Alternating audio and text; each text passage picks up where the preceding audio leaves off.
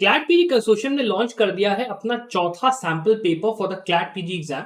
और इस वीडियो में हम लोग एग्जैक्टली यही डिस्कस करेंगे कि ये जो पेपर है आपका, इसके अंदर क्या क्या क्वेश्चंस आए थे, क्या आपको अगले जो बचे हुए आपके 30 दिन है उनमें प्रिपरेशन को अपना किस तरीके से चेंज करना है, लाना है, चेंज नहीं लाना है, और पेपर जो ऑल ओवर जनरल है उसमें क्या हम लोग प्रिडिक्शन कर सकते हैं, क्या आएगा क्या नहीं आएगा, सारी डिस्कस हम लोग करेंगे बातें डिटेल में। तो वीडियो को लास्ट तक देखिए। और उसके साथ ही में अगर आप तैयारी करना चाहते हो नेक्स्ट 30 डेज में बिल्कुल किसी परेशानी की, कहीं आपको भटकना ना पड़े, कहीं आपको पढ़ाई के लिए, केस लॉ ढूंढने के लिए, मॉक पेपर्स के लिए, सारी चीजें एक जगह पे आपको मिलती है लास्ट प्रिपरेशन कोर्स के अंदर हमारे, जिसके के अंदर हम लोग आपको सारे के सारे सब्जेक्ट वीडियो लेक्चर फॉर्मेट में पूरा पढ़ा के देते हैं, अलॉन्ग विद सब्जेक्ट जो आपके नोट्स है वो रिसेंट लैंडमार्क केसेस की पूरी कवरेज करके देते हैं till the month of November 2023। पूरे केसेस कवर होंगे, साथ में जो आपके मॉक पेपर्स हैं वो आपके होंगे पूरे पूरे। अगर आपको एनरोल करना है तो आप डेफिनेटली चेकआउट कर सकते हो।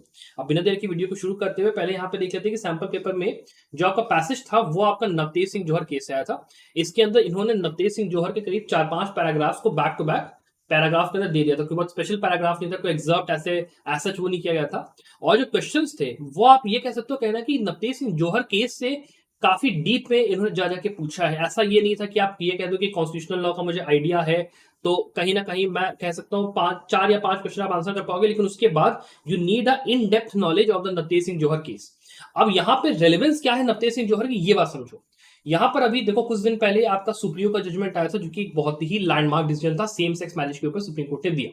अब जब हमें ये चीज पता है कि जजमेंट आने वाला है तो ऑटोमेटिकली इट इज ऑब्वियस, दस ऑब्वियस कि आपको नवतेज सिंह जौहर पढ़ के तो जाना ही पड़ेगा। और इसी चीज की तरफ कंसोर्शियम यहाँ पे आपको सीधे सीधे पॉइंट आउट कर रहा है कि भले सुप्रीम केस से हम ना पूछे, लेकिन सुप्रीम केस से जो जुड़े हुए केसेस है, जो लैंडमार्क केसेस है 2018 के, 2017 के, 2020 के, 21 के, उनको तो हम पूछेंगे ही पूछेंगे। ठीक है, it is a set pattern, set वो चीज है। अब हम लोग अगर थोड़ा सा देख लें कि जो क्वेश्चंस आपके आए थे, वैसे तो ये मैंने थोड़ा सा बता दिया यहाँ पे कि क्या क्या उसमें जो चीजें पूछी गई थी वो क्या है, एक एक करके हम लोग क्वेश्चंस देखें। जो पहला आपका क्वेश्चन था उसके अंदर पूछा गया कि यूएस कोर्ट के कौन से डिसीजन के अंदर ये बताया गया कि सेम सेक्स इंटरकोर्स जो होता है वो अनकॉन्स्टिट्यूशनल है, वो आपको क्वेश्चन आ गया। दूसरा क्वेश्चन आ गया कि जो आपका मीनिंग होता है right to express one sexuality, इसके ऊपर एक पूरा आपका पैसेज, मतलब एक समझ लो कि स्टेटमेंट बेस्ड क्वेश्चन आपको दे दिया गया। अब ये क्वेश्चन आंसर अगर आपको करना है, समझ लो, तो इसके अंदर अगर आपने नवतेज सिंह जौहर का जजमेंट, जैसे आप एक नॉर्मल पूरा जजमेंट पढ़ के एक एक मतलब समझ लो डेप्थ अंडरस्टैंडिंग अगर रखते हो कि जजमेंट बोला क्या गया है, जजमेंट के कंसेप्ट का आपको अगर एक डीप आइडिया है, ठीक है, कि ट्रांसफॉर्मेटिव कॉन्स्टिट्यूशन क्या होता है, कौन कौन से उसके अंदर जो आपके प्रिंसिपल्स थे वो यूज किए गए थे, डॉक्टर डीवाई चंद्रचूड़ ने जो बातें उसमें बोली उनका एसेंस क्या है, क्या क्या चीजें ऐसी हैं जिनको की बेसिस बनाया गया, या क्या क्या उसमें जो मेन मेन पैराग्राफ थे, अगर आपके दिमाग में वो चीजें मतलब हैं, आप आराम से इसके अंदर आराम से क्वेश्चन आंसर कर सकते हो। ये वाला क्वेश्चन खास करके नवतेज सिंह जौहर की जिसको अच्छी नॉलेज होगी वो आराम से आंसर कर पाएगा विदाउट अ डाउट। इसके बाद इसके अंदर अगला क्वेश्चन पूछा गया कि जो स्पेसिफिक यहाँ पे सुप्रीम कोर्ट केस है जो कि 2013 में जिसने कि 377 को अपहोल्ड नहीं करा था, वो कौन सा है।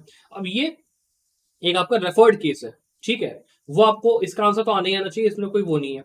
इसके बाद एक क्वेश्चन जो अगला आया था इसमें पूछा गया कि भाई जो आपका सेक्शन 375 है आईपीसी के अंदर, जो उसमें चेंजेस बनाए गए थे 2013 की कमिटी के द्वारा, अब वो जो कमिटी ने चेंजेस बनाए हैं उससे यहाँ पे 377 पे क्या इफेक्ट पड़ा, डीवाई चंद्रचूड़ ने क्या उसको लेके बोला, क्या उसके वो थे, that is a good question. वो भी अगर आप केस को अच्छे से पढ़ रहे हो तो आप आंसर कर पाओगे। फिर यहाँ पे एक जो चीज पूछी गई कि उनका प्रोस्पेक्टिव पूछा गया जस्टिस डीवाई चंद्रचूड़ का, इन टर्म्स ऑफ की कार्डिनल टर्म जो होता है वो क्या है और उसकी जो इम्प्लीकेशन, उसको जो एक क्वेश्चन पूछा गया।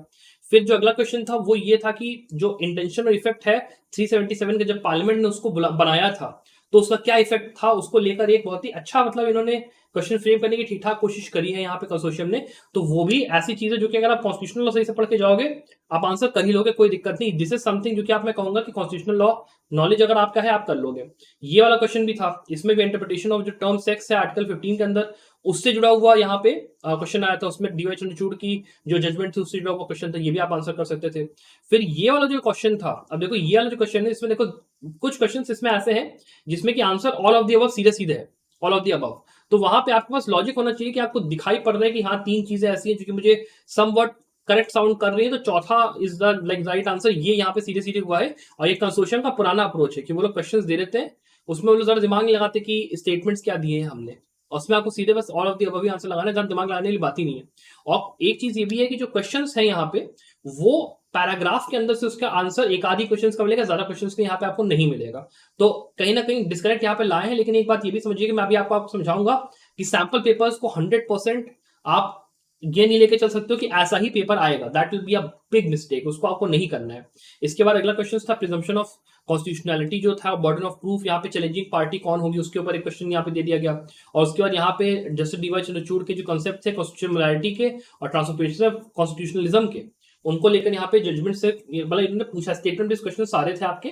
और ये जो पेपर है, ये जो पूरा पैराग्राफ है, it requires a very deep understanding of Tej Singh Johar case. अगर डीप अंडरस्टैंडिंग नहीं तो एटलीस्ट आपको जो बेसिक उसका रेशियो है, उसके जो प्रिंसिपल्स थे वो आपको पता होना चाहिए। या आपको पता होना चाहिए कि इंटरनेशनल आपके कन्वेंशंस कौन से, रेफर्ड केसेस कौन से थे।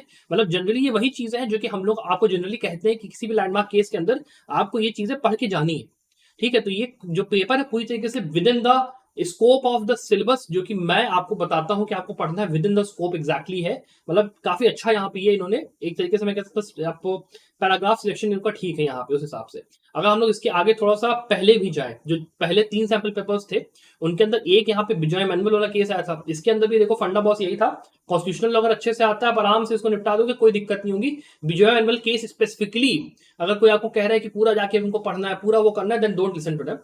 केवल ऊपर ऊपर से अंडरस्टैंडिंग रखो कि केस में हेड क्या हुआ था, केस का आइडिया क्या था, आया क्यों था, that is more than enough. इसके बाद जो दूसरा था वाकम मोहम्मद आरिफ वाला अशफाक वाला केस था, इसके अंदर भी आपका अगर कॉन्स्टिट्यूशनल लॉ की आपको अच्छी नॉलेज है, आपको बाकी का जो यहाँ पे आपके जो वो है एक्ट्स उनकी जानकारी आप आराम से कर लोगे, कोई दिक्कत नहीं होगी। ये भी वो था। और इसके अंदर सेल्वी वाला भी जो केस है यहाँ पे एविडेंस एक्ट और कॉन्स्टिट्यूशनल लॉ की अगर आपको अच्छी जानकारी है आप कर लोगे, कोई दिक्कत नहीं होगी। मतलब ये नहीं आपसे एक्सपेक्ट किया जा रहा है कि आपको पूरा पूरा केस आना चाहिए। जहां पे एक्सपेक्टेशन है, देखो सिंपल सिंपल यहाँ पे पैटर्न समझना, जहां पे एक्सपेक्टेशन रखी कंसोर्शियम ने कि हाँ भाई तुमको केस पता होना चाहिए, वहां पे उन्होंने दबा के फिर केस से जुड़े हुए क्वेश्चंस पूछे सीधे सीधे। Navtej Singh Johar they know within the scope of 2017 से लेकर 2023 के आता है, लैंडमार्क केस है। सुप्रियो वाला केस इसके पहले आया था, विद इन द स्कोप है, आपको पता होना चाहिए कि भाई उसमें क्या है। उसमें आप एक्सक्यूज नहीं दे सकते हो कि सर ये केस रेलेवेंट नहीं था इसलिए हमसे जरा कैसे पूछ लिया गया। लेकिन जो बाकी केसेस उन्होंने पूछे उसमें उन्होंने साफ साफ इस चीज का बैलेंस रखा कि एटलीस्ट 10 में से 6 या 7 क्वेश्चन ऐसे हैं जिनको कि आप या तो पैराग्राफ में से या फिर आप केवल बेसिक अंडरस्टैंडिंग ऑफ सब्जेक्ट से आंसर कर सकते हो। तो यहाँ पे ये जो पेपर अभी कंसोर्शियम ने कहीं ना कहीं बनाया है, एक अच्छा बैलेंस है मेरे हिसाब से। जो यहाँ पे डायरेक्शन जा रहा है paper, it is very very straight forward कि यहाँ पे आपको जो क्वेश्चन पेपर में अंदर आपको मिलेगा, मैं आपको थोड़ा सा इसके पहले का एक ये भी स्नैपशॉट दिखा देता हूँ कि हुआ क्या था इसके पहले वाले उसमें भी। देखो जब 2023 में पेपर हुआ था ना, तो सैंपल पेपर 1 ऐसा आया था कुछ, देख के चलो। यहाँ पे जितने भी आपके केसेस थे सारे के सारे पुराने केसेस हैं, एक आध को छोड़ के सारे के सारे पुराने केसेस हैं। डीसी वाधवा भी पुराना, सब कुछ मतलब पुराना ही है, यहाँ पे कुछ नया था नहीं। और उसके बाद जो दूसरा वाला इन्होंने सैंपल पेपर दिया था ना, उसके अंदर इन्होंने क्या किया था, पूरा उठा के नया एक दिन दे दिया था, पूरा नया था। मतलब 2000 समझ लो 2017 से लेके 2023-22 वाला जो पूरा एक एस्पेक्ट होता है ना, वो पूरा यहाँ पे दबा के था, बेनेट कोलमैन छोड़ के सब कुछ वही था। ठीक है, और जब पेपर आया तो पेपर को देखो, पेपर के अंदर सब कुछ एकदम बढ़िया बैलेंस के साथ आया था। 2019 में चला गया, 2017 में चला गया मैक्स टू मैक्स, फिर 20 22 इंटरनेशनल लॉ है, और ये आपका 22 का केस है, वो भी लैंडमार्क में। ये सबके रीसेंट केसेस आपके कुछ इसमें है कुछ उसमें है। तो जो लैंडमार्क केसेस वाला पूरा आपका पोर्शन है, जो आपके ऐसे पोर्शन है जहां पे आपका ज्यूरिस्प्रूडेंस से मतलब नहीं है, इंटरनेशनल लॉ से मतलब नहीं है, या फिर आपका कॉर्पोरेट लॉ से मतलब नहीं है, उनको हटा दो। तो जितने आपके क्वेश्चन यहाँ पूछे जा रहे हैं सारे के सारे आपके कॉन्स्टिट्यूशनल लॉ और उसके जो एंसिलरी सब्जेक्ट्स हैं, आपके जो कोर सब्जेक्ट्स मैं आपको बताता रहता हूँ, उन्हीं से जुड़ा हुआ है। तो आप आराम से, अगर उस पेपर के अंदर मैं कहूँ 6 पैराग्राफ ऐसे होंगे अगर जो कि आपके कोर सब्जेक्ट से उससे जुड़े हुए हैं, मेन मतलब इंटरनेशनल लॉ ज्यूरिस्प्रूडेंस हटा के, तो उन 6 में अगर मान लो 60 नंबर का पेपर है, 60 में से आप 30 से 40 एक्सपेक्ट करके चलो कि आपके आएंगे ही आएंगे। अगर आप सब कुछ कायदे से पढ़ के गए हो, अगर आपको चीजें आती हैं, आपको कैसे आते हैं, 30 से 40 आप आराम से स्कोर करोगे, और बाकी की जो आपके नंबर है वो बचे हुए 60 में से आपके आएंगे। ठीक है, अब उसमें फिर डिपेंड इस चीज पे करता है कि कॉर्पोरेट लॉ पे कितनी कमांड है, ज्यूरिस्प्रूडेंस पे कितनी कमांड है आपकी, और बाकी की जो आपकी इंटरनेशनल लॉ है उस पर कैसी कमांड है, इन सारे सब्जेक्ट के डिटेल्ड एनालिसिस पे और डिटेल उस पर, because this is the paper जिसको कि कोई प्रिडिक्ट नहीं कर सकता वो वहां पे क्या कंसोर्शियम गुगली फेंकेगा, नोबडी कैन प्रिडिक्ट। लेकिन ये जो आपके 6-7 पैराग्राफ है ना, मतलब मैं कह दूं 8 पैराग्राफ ऐसे हैं, 8-9 पैराग्राफ ऐसे हैं दैट यू कैन कॉन्फिडेंटली से कि हाँ भाई इस सब्जेक्ट से आएगा, इसकी पढ़ाई अच्छे से करके जाओ, बाकी की जो सब्जेक्ट्स है उसके लिए आप बस ऊपर से तैयारी कर सकते हो, उसका बेटा आपके पास कोई कंट्रोल नहीं है। तो उसके लिए मैं आपको बता रहा हूँ कि जो स्ट्रेटजी मैंने अभी बताई है, अपनी 30 डे वाली प्रिपरेशन की वीडियो में मैंने बोली है, उस स्ट्रेटजी को टू द डॉट फॉलो करो। ऐसा हो ही नहीं सकता कि आपका एग्जाम बढ़िया ना जाए। और अगर आपको हेल्प की जरूरत है तो आप आओ भाई हमारे कोर्स में, आप आओ हमारे साथ जुड़ो, एनरोल करो, तैयारी करना शुरू करो, डरो मत, मतलब वो मत हो, आओ ज्वाइन करो, हम लोग मिलके पेपर फोड़ेंगे, कोई ऐसी दिक्कत नहीं है। Apart from that I wish you the very very best of luck for your future success. Bye.